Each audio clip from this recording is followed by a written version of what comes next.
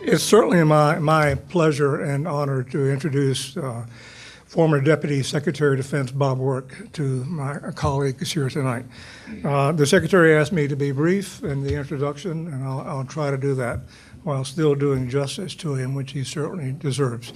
First, a little bit about his education. He took his undergraduate degree at the University of Illinois with a BS in biology. He also was commissioned in the United States Marine Corps as a part of the Naval ROTC program at the University of Illinois.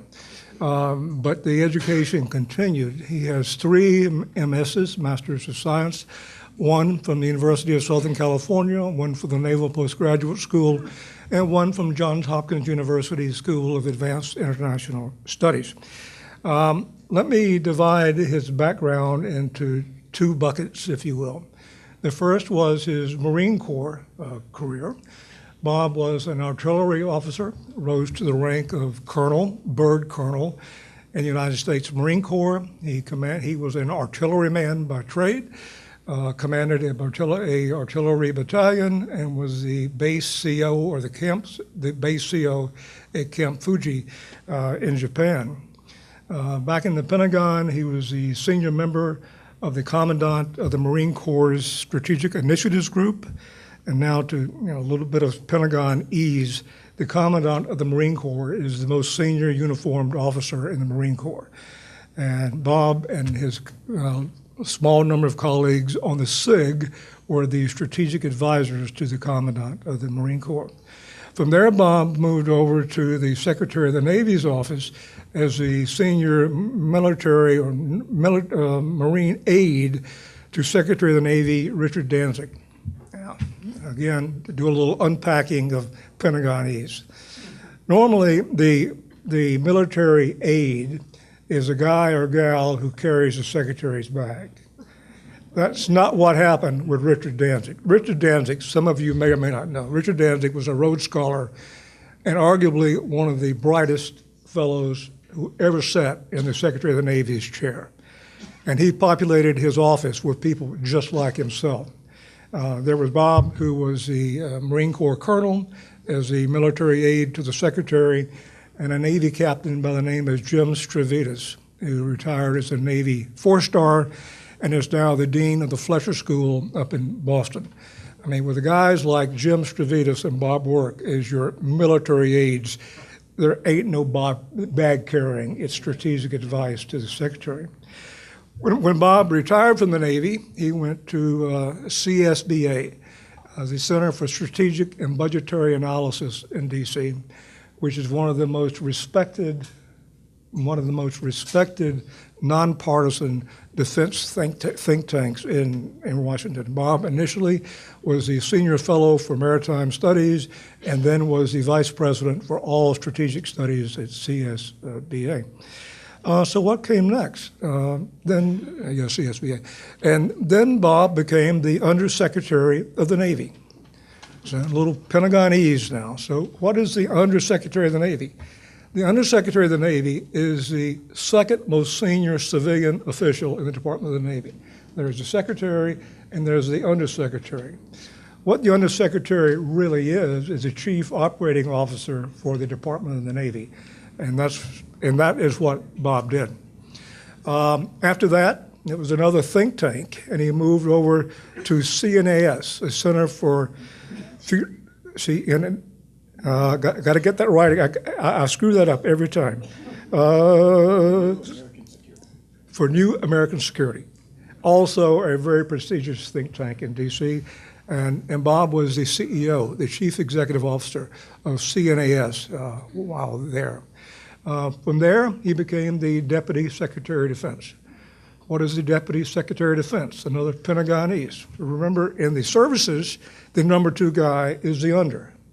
Not so in OSD, the Department of Defense. The number 2 guy there is the Deputy Secretary of Defense, and that's what Bob was for 3 years, stepping down in mid-2017 last year.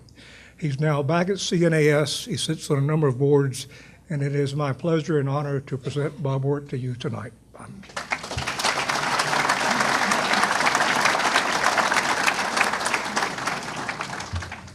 we will have to discuss the definition of a short introduction. Good evening, everyone. I'd like to thank Frank for the invitation to come here and Robbie for that very kind introduction. The Deputy Secretary of Defense, if you wanted to think of what the deputy really does, is think of the tethered goat at Jurassic Park. The Secretary is Mr. Outside. You know, he does policy, he visits our allies, he fights it out in the National Security Council with the other cabinet secretaries. And as Robbie said, the deputy is the chief operating officer. Now, the combination of the secretaries and the deputies are always a little different, but for the three secretaries that I worked for, Chuck Hagel, Ash Carter, and Jim Mattis, I was asked, even though I was appointed by President Obama, I was asked by the Trump administration to stay on until my successor was confirmed. I thought it was going to be about 3 months, turned out to be 6. But working with Secretary Mattis was just an unbelievable treat. But what I concentrated on, both as the Undersecretary of the Navy and as the Deputy Secretary, was I was responsible for building the defense program. And in Pentagonese, it's the balance of what type of capabilities do we need to accomplish the tasks that we expect we might be asked to do, and what are the capacities. How many brigade combat teams, how many ships, how many tactical fighter squadrons.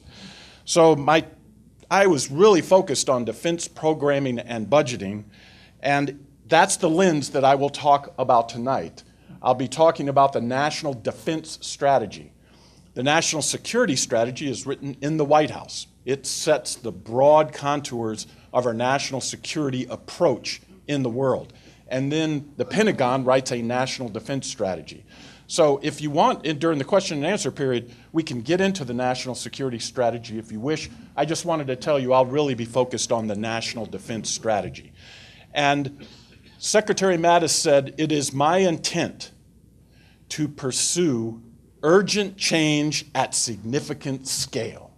And that's what I'm going to talk about tonight. Why did he say that? What is so urgent? How big of a change are we really talking about here?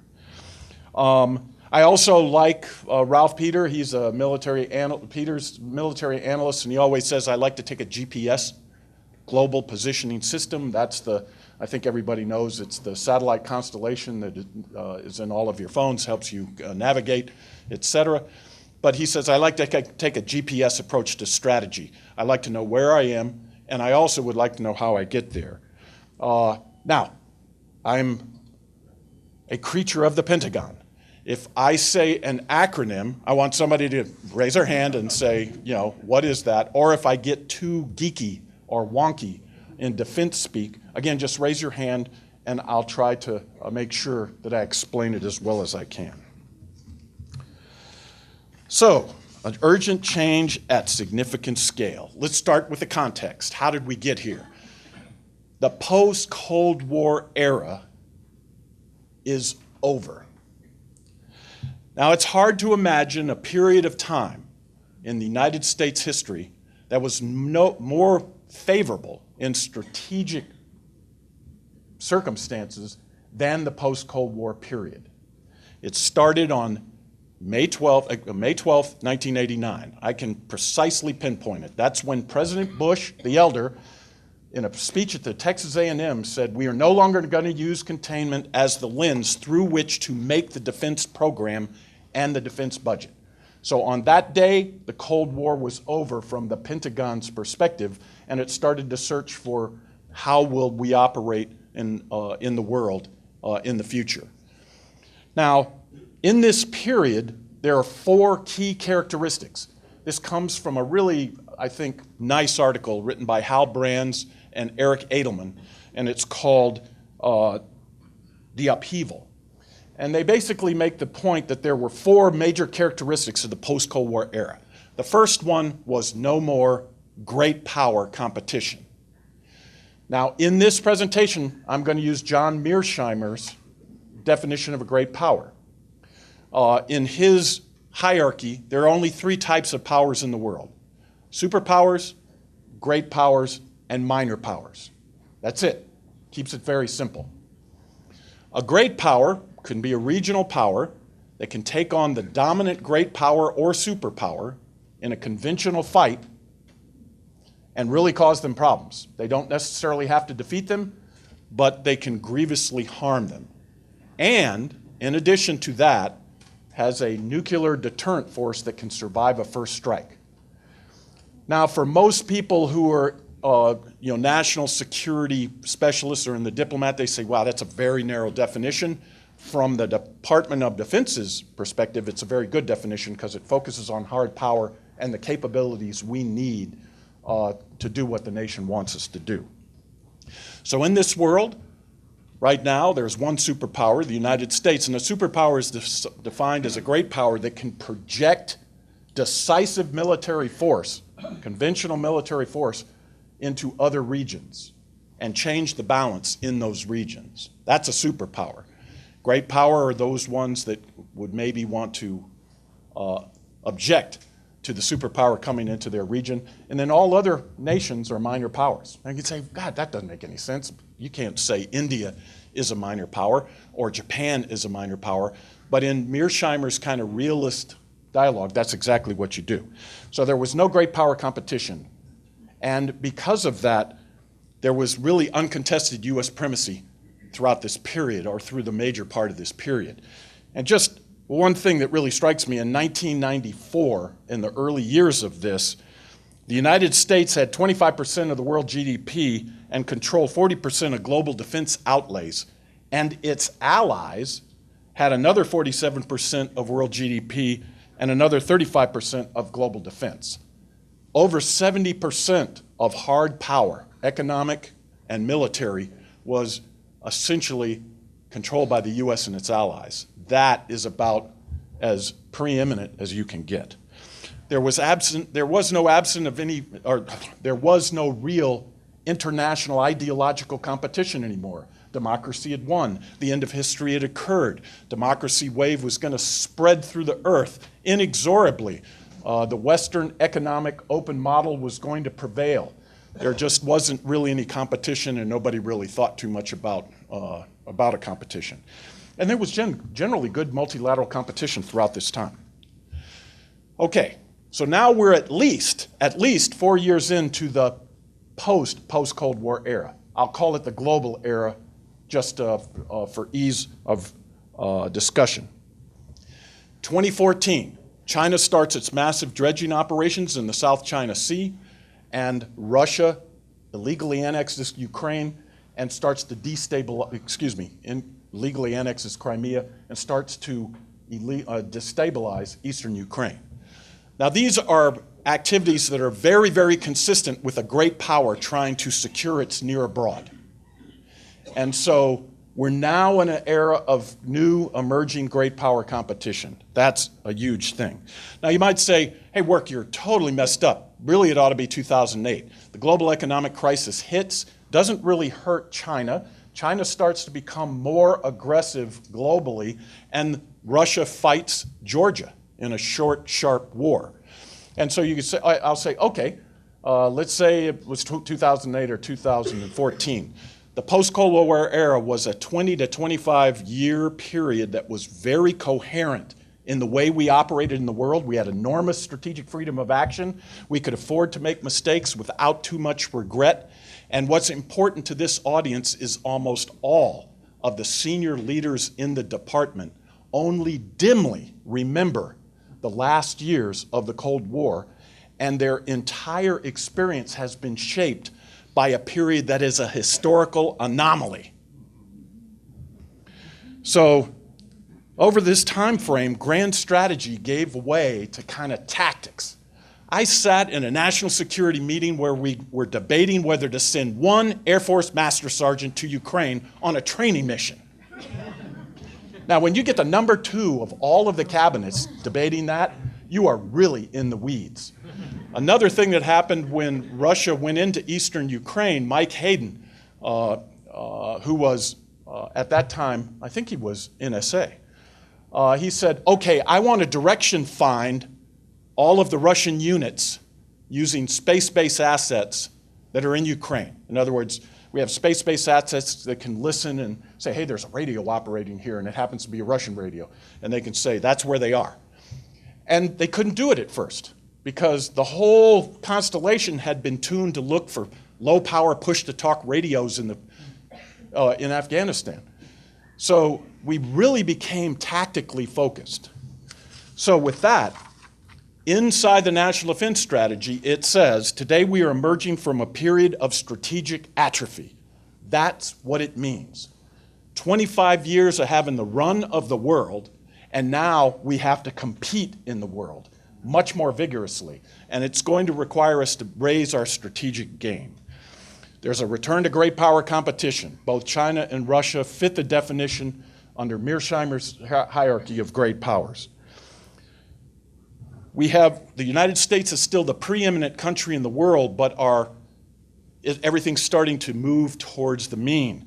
So the US and its allies now share 61% of the GDP rather than over 70 or 72, and 59% of global defense outlays. What's happening is it's starting to move towards 50-50. That's a much more competitive world. The United States is still the single most powerful country in the world, but its strategic freedom of action is now becoming increasingly constrained. There is now definitely an ideological struggle. We fought the Cold War to make the world safe for democracy. China and Russia are fighting to make the world safe for authoritarianism. And it is an ideological competition we better get serious about. Because if over time, the great democratic wave that occurred in the 90s, it's already receding. If that receding tide accelerates, that's not going to be a world that's going to be conducive to US interests. There's been a general intensification of global disorder. I don't think I have to convince this audience of that. And there is a pronounced uncertainty right now on whether or not the US and its allies are going to fight to sustain the global order that they erected since World War II. They're just, people are uncertain. You know, where's the United States going to break here? So I'm going to read you a quote. The current international environment is in turmoil because its essential elements are all in flux simultaneously. Man, it's a perfect quote. It was made by Henry Kissinger in 1969. The reason why I use this quote is because everyone says, oh, this is the most dangerous time in the history of the world. Oh, we're doomed. And I go, come on, get out of here. I mean, the Cold War was pretty serious too. Remember the Berlin airlift and the Cuban Missile Crisis. I mean, we just need to get over that this is something unique. This is more normal, and we just have to, again, get ready for it. So, Secretary Rumsfeld liked to say there are known knowns and known unknowns and unknown unknowns. Heck, I don't know. But I know there are 7 national security challenges that we will face in the next 20 to 25 years that are much different than the challenges we faced in the last 25 years. The first is we're going to have to compete vigorously with 2 great powers while avoiding a great power war. We haven't had a great power war since 1945. We want to keep it that way, especially when all 3 of the great powers have nuclear weapons. But we're going to have to compete. We're going to have to compete hard. Both Russia and China are really going after the global order developed by the United States and its allies. I would say that Russia, it has a grand strategy of being the spoiler. Whatever the US wants to do, they're going to do everything they can to just screw it up. And they do it really well. Chinese have a grand strategy, I would argue, of economic co-option, coercion, and subordination. So we're going to have to compete against both of these great powers. A lot of this competition will be below the realm of military action. In fact, we don't want to have military action with either of the great powers. We might have proxy wars like we did in Cold War, hope not, but we have to compete. We have to deter and respond to both new and old means of strategic attack. Strategic attack I'll define as an attack on the US homeland. Now, the nuclear overhang is still here. We have to worry about strategic deterrence. Both of the great powers have nuclear arsenals that can annihilate our society. Existential threats. So we have to worry about strategic deterrence. I think you all know how now cyber attacks are another way. Now in Cold War speak and Pentagon speak, there are counter-value attacks and counter-force attacks. Counter-value attacks are on populations. So in the early part of the Cold War, when we had these huge megaton range atomic weapons that weren't very accurate, we would just make them so big that it was close enough for government work. And we would say, we are going to attack your cities, and we are going to wipe out your population. That was the basis for deterrence. Over time, because we have become more and more precise in our application of military power, we now think of counter-force targeting. We don't really talk about counter-value targeting anymore. In fact, we always say we never want to make war on the people, we want to make war on rogue governments. We always separate the government from the population. Both China and Russia obviously believe that cyber, strategic cyber, is a counter-value target that could pry apart the society through going after agricultural networks, transportation networks, electrification. They think of it in terms of counter-value. We need to rethink our whole approach to this. Bio-attacks, God, I could scare this crowd to crazy because, you know, when I sit down with these synthetic bio guys, I'll just describe one thing. Right now, what happens, somebody gets sick, let's say with Ebola, and they come to the United States, and people start to get infected. Everything depends on patient zero, right? You find out who patient zero is, and then you figure out who they have all touched, and you start to quarantine and get a handle on it. It's very easy now to engineer sicknesses or viruses that would not present the symptoms for 6 months. So 6 months from now, everyone gets sick simultaneously. You don't know who patient zero is. And that's just one of the easiest ones to think about. I don't want to say anything more. Now, but there is a specific strategic attack that we really need to start thinking about, and I will call them societal and governance cohesion attacks. And that is what we are under attack right now from Russia. They are trying to destroy the cohesion of our society and our government. And we need to think about how we will go about responding. Okay, third thing, we have to manage the continued destabilization, disintegration, and reintegration of the greater Middle East at a lower strategic cost. We've been at war continuously since 2001. I don't know how much money we've spent, but it's greater than $1 trillion, and some people think that the long-term cost will be ultimately as high as $4 trillion.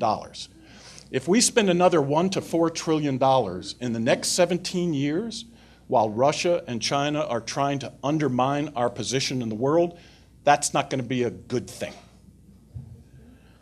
We have to contend with nuclear, armed minor powers. North Korea is a minor power, but they got nukes. Pakistan is a minor power. They got a lot more nukes than North Korea, and they're pretty unstable. I mean, that turning into a radical Islamic regime, that would be pretty serious. Iran would like to get one. And what's going to happen with extended deterrence? Extended deterrence is the U.S. guaranteeing, for example, Japan, that if someone launches a nuclear attack against you, we will consider it a nuclear attack on us, and we will respond with nuclear weapons. Well, this is really something to think about. If North Korea employs a nuke, and we do not respond with a nuke, in other words, oh, we're going to do it with precision-guided weapons, and that's not going to work for extended deterrence. You will see a lot of countries go, I cannot rely on extended deterrence anymore, and I have to get my own independent nuclear deterrent. So all sorts of things there. We have to restore conventional overmatch. What does that mean? The United States, just remember what happened in Desert Storm. The thing I remember the most is Stormin' Norman getting up there on the TV every night. And I remember vividly this one where there's a bridge. And he says, you're about to see the luckiest guy in Iraq. And a car is going across the bridge, and there's a little pipper on the bridge, and a guided weapon hits the pipper just as the car passes. And the car doesn't get hit, but the the bridge is just blown apart right in the middle and nobody else can use it. So we had tremendous conventional overmatch. There was just nobody who could really stand up against a United States conventional assault. Well, now that overmatch is degrading against these great powers. They saw what happened in Desert Storm. They've spent the last 20, 25 years saying, we need to get as good as the United States. We need to restore that overmatch because that's the basis for conventional deterrence. That's the basis for convincing opponents that, hey, I don't want to take on the United States because if I did, I'm most likely going to lose. But if they think they can roll the iron dice, which is what the Germans used to say, if I roll the iron dice, I think I have a pretty good shot of defeating the United States. Again, that's not a world that we want to see.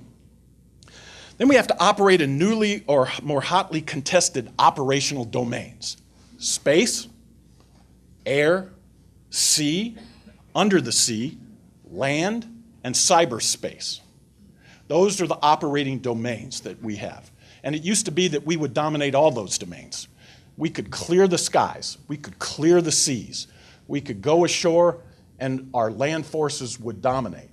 Now we're contested in every single one of those domains, and we're really hotly contested in cyberspace and really hotly contested in space. I'll talk about that in just a second.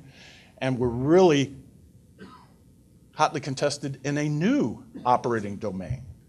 The Chinese looked at what happened and they said, look, how are we going to go up against the United States if the United States projects power?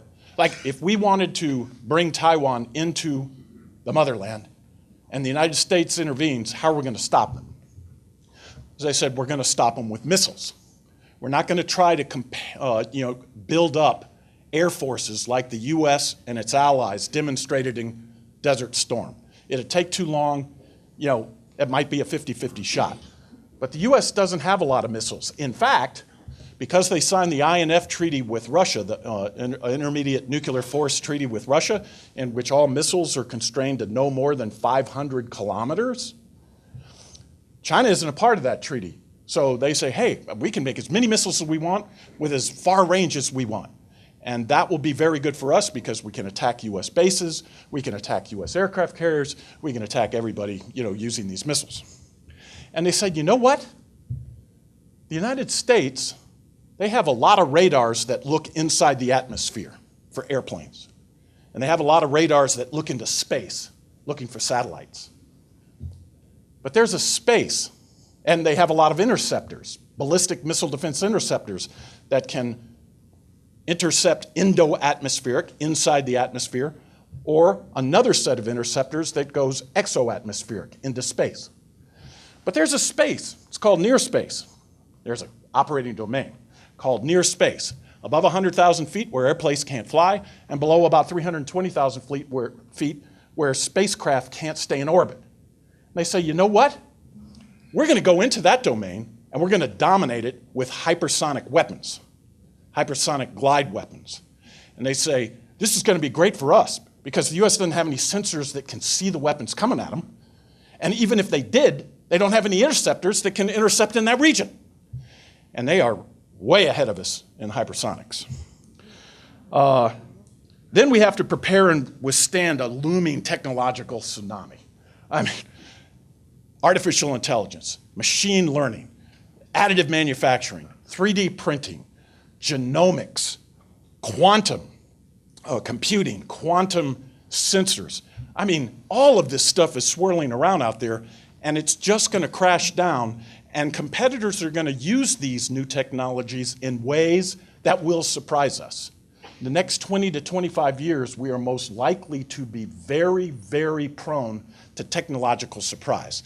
And that's just not a place where the United States has really been.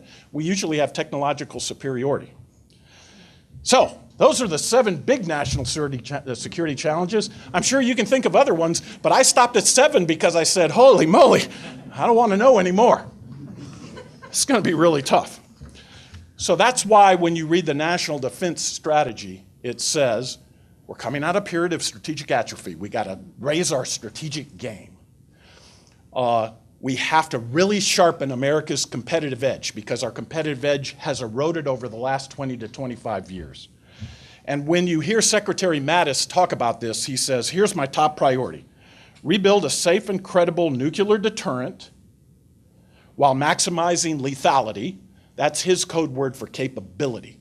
I mean, things that kill people, lethality. Things that would scare an opponent to say, I don't want to take on the United States. And readiness, being ready to go, of a decisive conventional force. And when he used decisive, that means one with good overmatch. So it would have that. Now, we can talk about this, but let me just go down as the Deputy Secretary. If you said, I'm going to give you $150 billion. You know, President Trump just gave the Department of Defense $150 billion. And everybody goes, wow, we are going to grow. We're going to grow like crazy. We're going to have 355-ship Navy. We're going to have a 540,000 active duty Army. We're going to have 36 Marine battalions. We only have 24 right now. So 50% increase in the U.S. Marine Corps combat power. We're going to go up to 70 tactical fighter squadrons. We have 55 right now. And I just go, you are smoking something. Because first you have to rebuild joint force readiness. Our readiness has been eroded because we've been at war for 17 years. The all-volunteer force was made for sprints. It wasn't made for marathons. All of our airplanes have been overused, and the service life is going out of them.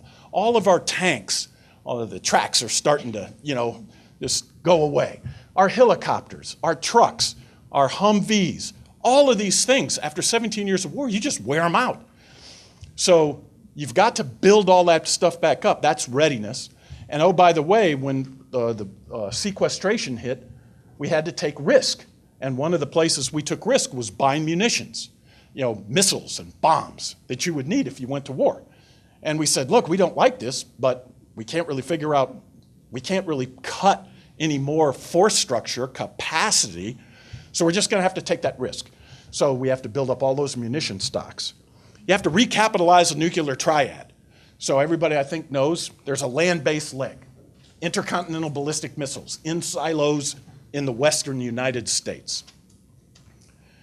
They are the ones that are most, what they really are designed to do is, and this is a terrible way to say it, but all the nukies would say, yep, that's exactly right. They're a missile sump. They're designed to draw in other countries' nuclear bombs to try to take out the ICBMs, not shooting them at our cities. Now that's kind of bad for the states where the ICBMs are.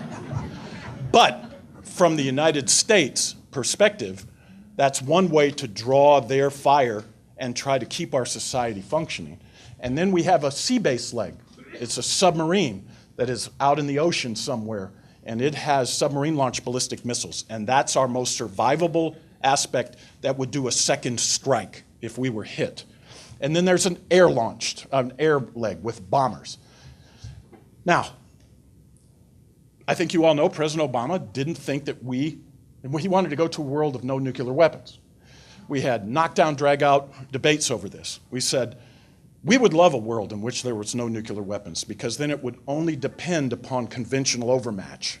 And that's a pretty good world to be, because you never want to take risks with your population. But neither China nor Russia are getting rid of their nukes. So you better keep your nukes for strategic deterrence. And that's exactly what President Trump concluded in his nuclear posture review. And he said, there was a lot of debate. Maybe we could get rid of one of the three legs. Maybe we don't need the ICBMs, the land base. Maybe we could just go with submarine launch missiles and air launch missiles. Wouldn't that be good? Save a lot of money. But the answer is no, it doesn't really work, and we can talk about it if you want. But you have to recapitalize all three. And the service life of all three of the legs is now out because we've delayed modernizing them. So between 2021 and 2043, we will need to spend a minimum of $17 billion a year on average, with a peak year of 2029, about $29 billion, to recap that strategic nuclear force. It's a lot of money. We have to dominate cyberspace. Look, this thing that I really worry about, I mean, our Our networks are very, very vulnerable. It's not sexy. The services generally don't put a lot of money into that, but we are extraordinarily vulnerable, and we're even more vulnerable in the DoD Internet of Things. You know, people now can get into a tank, for example, and get into its control system and just say, don't move anymore. And the tank doesn't move. Same thing for a ship, same thing for an airplane. I don't know if any of you like science fiction, but Battlestar Galactica, you know, when the Cylons come in, they flick the switch, all of the good guys, fighters just kind of go away. The DoD Internet of Things is really vulnerable, and we need to spend a lot of money cyber hardening those things. We have to prepare to fight and win in space. We never really did. We used to dominate up there. No one would come up. But now both China and Russia can go after that. And for us, where we go across the oceans, if we don't have space to set up our networks, we're kind of out of Schlitz because we don't have enough to set up the networks that would allow the force to operate together. The space allows timing, et cetera. We have to pursue advanced technologies, AI and autonomy. We have to experiment with new units and make new units that fight in different ways. And the strategy says all of the forces overseas are going to be in hardened bases. Now, I call this the 7+7, the 7 national security challenges and the 7 things I know we have to do. And none of that requires more forces. What I'm arguing here is we have got to make the force we have more lethal and more resilient. And if we can do that, and it will take every penny of that $150 billion, if we can do that, then we can think about growing the force. So that's one of the messages I wanted to leave. So, in summary, this is just, it's an exciting time to be in the national defense arena. The post-Cold War era saw extraordinarily favorable circumstances. All of our senior leaders grew up in that era. They're having a hard time adjusting, and how do we compete in a different way? The international security environment with the first seven national security challenges is going to be a lot tougher. The 7 big programmatic imperatives are going to draw a lot of money, and they're going to transform the Defense Department at significant scale. So the first 7, that's the urgency, and the second 7, that's the significant scale. And a key requirement is going to be a willingness and ability to question our learned behaviors. Now, the reason why I am so confident that even though this is an extremely challenging period of time is because of our people. And I will segue into our question and answer period with a story. And this is a true story. It's probably been embellished a little, but if it's not true, it should be. A Marine squad led by probably a 21 or 22-year-old sergeant comes up over a hill in Afghanistan. And below them, at a road intersection, is a donkey cart with 4 Afghan nationals, and they're digging into the ground. It sure looks like they're emplacing an improvised explosive device. So here's a group of maybe 8 or 10 American sons. At that time, there were no women in the combat units. And they say, what do we do, Sergeant? Do we light these guys up? And he says, no. Our rules of engagement, ROE, are very clear. You got to make sure that these are really bad guys. Because if you accidentally kill 4 good guys, you're going to, all of their village is going to be against us, et cetera. So I thought, well, what do we do, Sergeant? He says, well, we're going to go down the hill.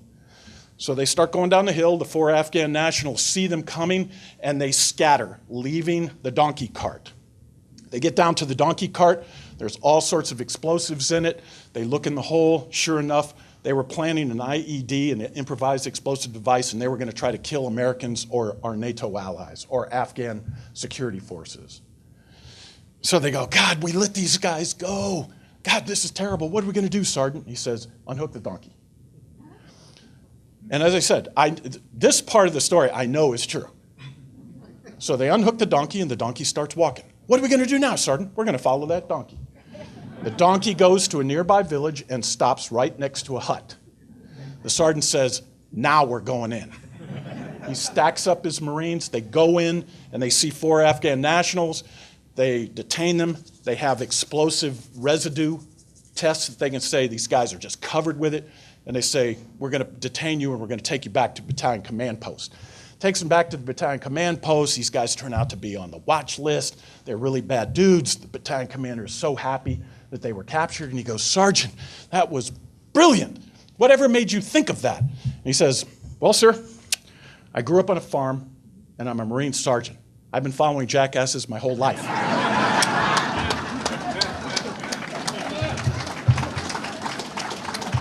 And I tell this story to people and they say, that's a terrible story. They were making fun of it. And I said, no, you don't understand.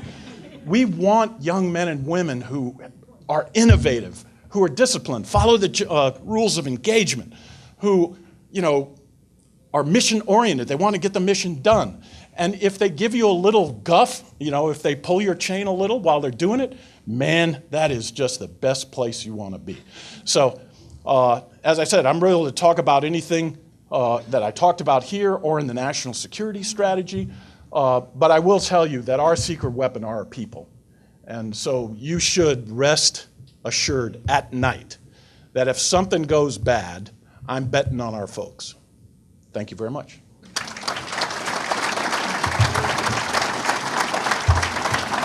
Yes, sir. Did everyone hear this very good question? Everybody hear it? No? Okay, what he said is, look, I didn't hear you talk about the $21 trillion deficit that we're headed to. The tax cut may exacerbate that. I didn't hear you talk about that as a national security threat. You talked about what the Department of Defense needs. How are you going to pay for it? What are the priorities? And it is a very, very good question. Look, if I had to tell you, I'm of a dying breed. I consider myself an Eisenhower small r Republican. I am the reason why I said, heck yes, I'll work for President Obama is because he quoted Eisenhower all the time and he thought a lot about him. He was, Eisenhower was very, very cautious about employing U.S. forces overseas, and he said, it all is about our national economic competitiveness. We have to have balanced budgets. I'm very much into that. And so the national defense strategy is not the place to discuss that problem. That would be discussed better in the national security strategy and how the president expects to, balance all of these priorities that we have as a nation. But I worry about it. I worry about it a lot. Everyone was surprised at the size of the BBA, the Balanced Budget Agreement that was just signed. No one could believe it. And I think what happened is because of the tax cut, for a single period in time, all the deficit hawks said, we have a get out of jail free card. The deficits caused by the tax cut are going to, swamp anything that we do in the defense budget. So we don't care how much we spend. It's just an opinion, but I can't explain this huge influx in cash. But we have to do another balanced budget agreement in 20 and 21, and even the Republicans are saying we're not certain the next 2-year deal is going to be as big as this one. And I think what they're doing is they're looking down the line and saying, hey, if we have an infrastructure plan and depending on how the tax cut goes, if it does exacerbate the deficits, that's going to be bad. So I can't even guess what's going to happen in the future as far as defense spending. But your concern, I share, and it's one as a nation we need to think about. Let me go out there and then I'll come back, sir. Did everybody hear the question? Okay. I'll start with the second part. The second part is, hey, you mentioned a lot about conventional kind of operations and nuclear, but didn't really talk about counterterrorism and irregular warfare. Isn't that the place where we're going to compete a lot? Why didn't you put a lot more emphasis on that? And the first one, which kind of like this, what are we going to do about the deficit, was, hey, I believe in our people, but isn't our STEM, our science and technology and engineering and math, our STEM skills are declining as a nation. Isn't that a big national security challenge? Yes, you're making me more depressed. Look, I only have certain things that I can worry about as the former Deputy Secretary of Defense. And I kind of carve off. But your point is, Secretary Carter came in, and he tried to get the Department of Defense. He called it the force of the future. And he said, the force we need in the future is a lot different than the force we need in the past. We're going to need people who are really smart in cyber. We're going to need people who can write algorithms for artificial intelligence. We're going to need people smart in machine learning. We're going to need coders. And we're going to have to attract them. And we're going to have to treat them differently. Wow, the reaction from the four services. Hey, you're getting into our business. We organize, train, equip. We're responsible. We're very happy with the quality of the force right now. And he was unable to convince, I believe, the senior military leaders that we really had to get after this. I agree with you, sir. I mean, this is a national... The Chinese plan, if you haven't read it, it's on the internet. The Chinese plan for artificial intelligence. It's pretty straightforward. They say, by 2020, we're going to catch the United States in all the artificial intelligence technologies. By 2025, we will surpass the United States. And by 2030, we will be the #1 power in AI. And I'm telling you right now, in my estimation, artificial intelligence will be the most important discriminator in our economic competitiveness and our military competitiveness. The country that can marshal its forces, and it has a national plan to get there. It talks about how do we, it sends all their kids to the United States, to the best colleges. They get masters and PhDs in all of these technologies. Some of the biggest universities now are in China. They already have probably among the best coders in the world. They definitely have the best gamers in the world, which is really important in this. I mean, China will be the toughest single geopolitical competitor the United States has ever faced. And they're going after, we have to have our economics solid, we have to have our human capital set, and we have to develop an innovation culture that can compete with the United States. So both of you are exactly right. Well, what more can I say? I'm depressed. Yeah. Yes, sir. The question was, we've talked about spending a lot of money on the Department of Defense. We've talked about spending a lot of money on strategic deterrence. How much should we be spending to preserve the peace? It's another great question. And my only answer is a lot more than we're spending now.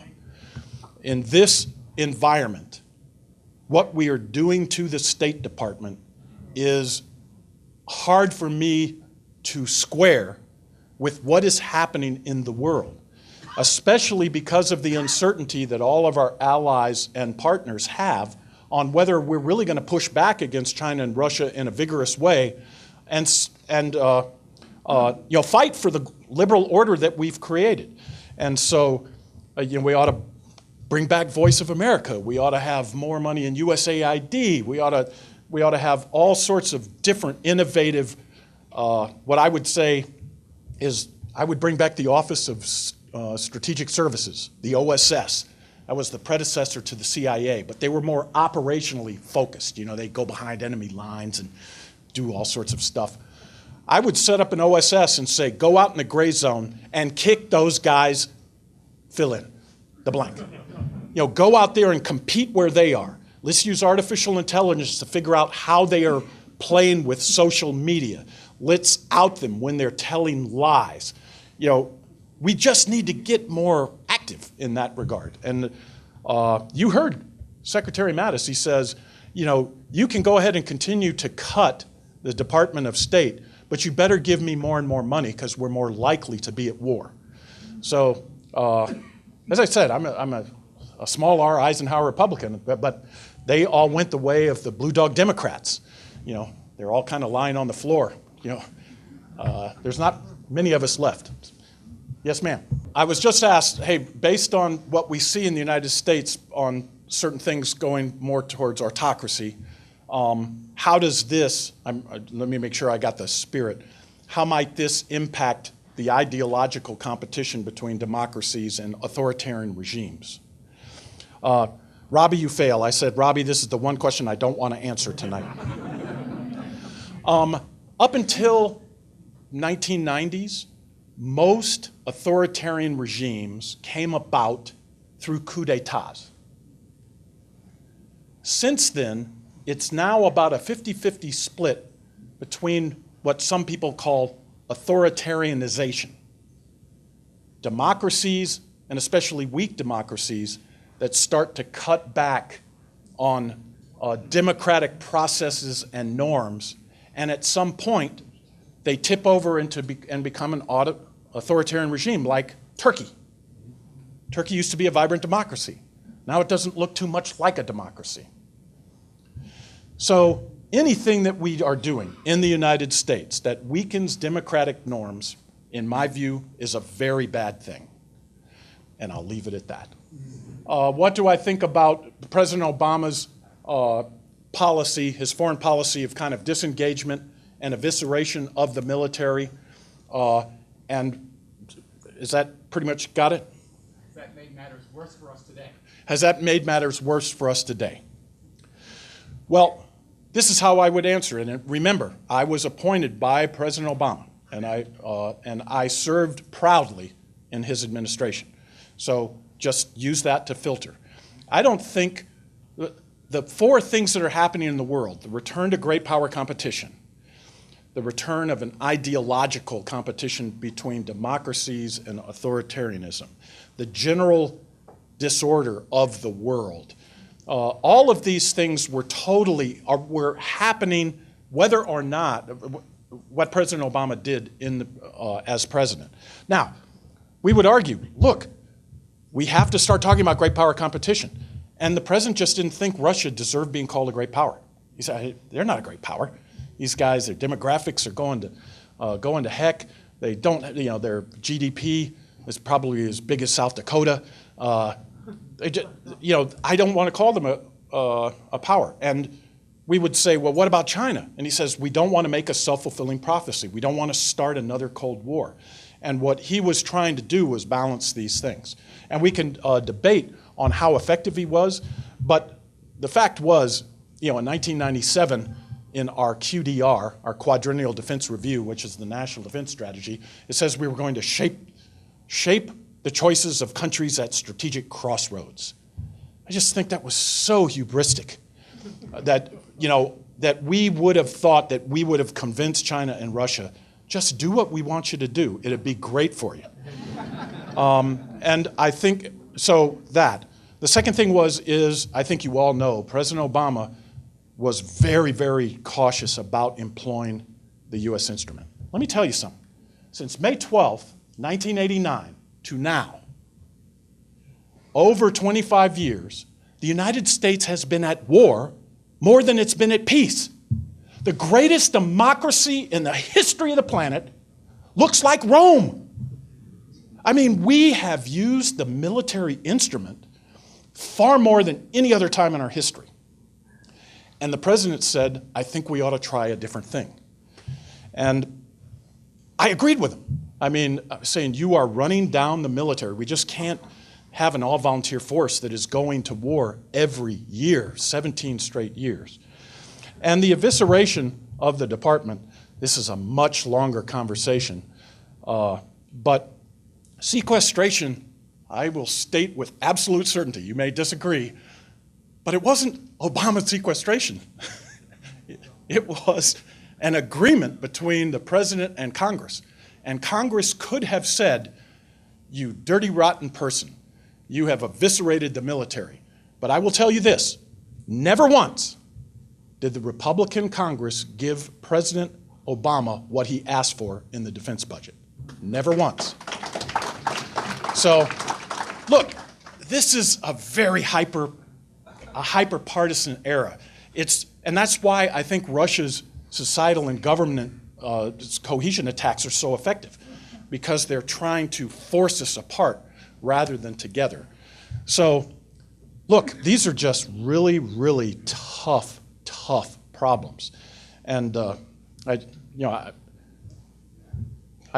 think both President Obama and President Trump are trying to solve those problems as best as they see fit. And I don't, let me see. Yes, sir, or yes, ma'am. The question was, hey, artificial intelligence raises the specter of killer robots. How are we going to address this? And it is a question I really am spending a lot of time on. The US and most democratic nations' concept of AI has been indelibly shaped by movies and books and TV series. 1929, Metropolis. It was one of the first science fiction movies ever made. This is 1929. A doctor loses his wife. She dies. And he builds a robot to replace her. And the robot takes over the city and runs the city. So one theme is that AI will enslave us. The book, I was just thinking about it today. It's 2009, but a computer enslaves the world, and its name is Bob. And I really like, I said, all right, I like it. Way to go. Then there's another theme that robots and AI will kill us. Skynet, Terminator, The Matrix. And then the third one is it will take our jobs. So right now, I think there is kind of a negative narrative of AI in democracies. It's either going to take my job, it's going to enslave me, or it's going to kill me. I don't like either of those. And we have to come up with the positive future of AI. It's going to have an enormous impact in medicine, in manufacturing, in safety. People say, oh my God, a driverless car, there was a second fatality. And I say, look, we lose almost 50,000 of our citizens every year on the road. I will guarantee you, I will lay all of my 401ks down on the table. And I say, if we go to driverless cars, we will cut that at least in half. So every accident is terrible. But if you have driverless cars, they will make fewer mistakes than humans. I guarantee it. All I have to do is say, let's pick 100 Americans and say, go out there and parallel park. And then have an AI system do it. And I'll say, I rest my case. So to me, look, I am much more, everybody can use technology in malicious ways. Look at how Russia used Facebook. Facebook was never designed for that, but it was used maliciously. So people will use AI maliciously, but it is going to have such a positive impact on the way we live, and it will have an impact on the way we fight wars without question. And what we have to do is enter into debate with our citizens and say, look, what are the norms, the rules, the regulations that you are comfortable with? Because our autocratic regimes, China has right now 5 million cameras in China, and they're taking pictures of every single citizen. And they're making credit scores out of them, social credit scores. And you can't get on a train if your social credit score is bad. That scares the crap out of me. We would never do that in a democracy, but we have to have this debate. To me, I'm very bullish on AI and autonomy. I think it's really going to help us economically and militarily, and I would hope that we do not self-deter ourselves from going after it. Ladies and gentlemen,